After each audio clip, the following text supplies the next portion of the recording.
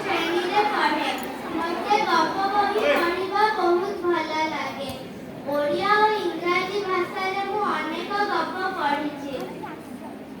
ଗତ ବର୍ଷ ଖରା ଛୁଟିରେ ମୁଁ ଆଲିସ୍ ଇନ୍ ଦ ୱଣ୍ଡରଲ୍ୟାଣ୍ଡ ବହିଟି ପଢ଼ିଥିଲି। ମୋତେ ବହୁତ ମଜା ଲାଗିଲା।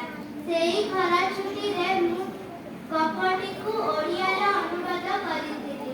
ଜେଜେ ଓ ଶିବାଜୀ ଦାଦା ବହିଟିକୁ ଛପାଇଥିଲେ। ମୋର ଗୋଟିଏ ବହି ଅଛି 365 ଫେରି ଟେଲ୍ସ।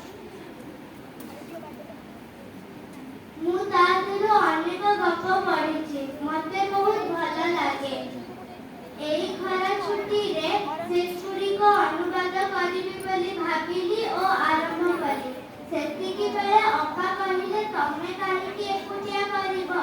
ତମ ସହ ତୁମ କିଛି ସାଙ୍ଗ ମିଶନ୍ତୁ। ଆମେ 11 ଜଣ ମିଶି 50ଟି ଗପ କଲୁ। ସେଥିରେ 250ଟି ଗପ ଅଛି। ଆଗକୁ ସେଗୁଡ଼ିକ କରିବୁ।